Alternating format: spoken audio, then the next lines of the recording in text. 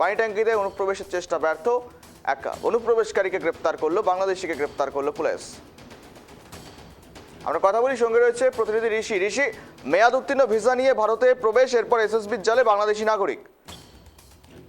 একদমই গৌরব, তোমাকে জানিয়ে রাখি, বাংলাদেশের যে নাগরিক রয়েছে নবাবগঞ্জের মোহাম্মদ মুক্তার হোসেন, তিনি কিন্তু 2003 সালে কিন্তু 2023 সালে কিন্তু ভারতে প্রবেশ করেন এবং এরপরে কিন্তু এখান থেকে কিন্তু তিনি কলকাতায় চলে যান। পরবর্তীতে কিন্তু সেখান থেকে কিন্তু নেপালে প্রবেশ করেন। তবে এই যে মেয়াদ উত্তীর্ণ ভিসা, গতকাল কিন্তু পানি ট্যাঙ্কির যে নেপাল সীমান্ত, সেই নেপাল সীমান্ত এলে কিন্তু এসএসবি জওয়ানদের সন্দেহ হতেই কিন্তু তাকে কিন্তু আটক করা হয়। এরপরে জিজ্ঞাসাবাদে উঠে আসে তিনি কিন্তু 2030 সালে কিন্তু কলকাতায় এসেছিলেন এবং বিভিন্ন সময় কাজকর্মে কিন্তু এখানেই থেকে গিয়েছেন। তবে কলকাতা থাকাকালীন তার মেয়াদ কিন্তু ভিসার মেয়াদ যে উত্তীর্ণ হয়ে যায়, তারপরে কিন্তু তিনি কিভাবে কি করবেন এবং দালাল চক্রের মাধ্যমে তিনি কিন্তু নেপালে প্রবেশ করেন।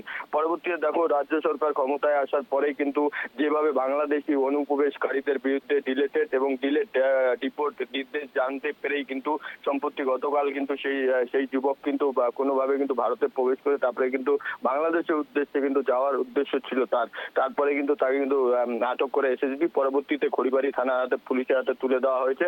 ইতিমধ্যে সেই যুবককে কিন্তু বিভিন্নভাবে জিজ্ঞাসাবাদ করছে খড়িবাড়ি থানার পুলিশ।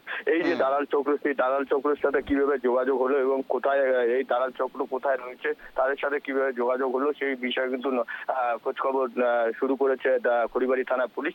ইতিমধ্যে সেই যুবককে কিন্তু আজ কিন্তু শিলিগুড়ি মহকুমা আদালতে কিন্তু তোলা হবে। নজর রাখো, ধন্যবাদ।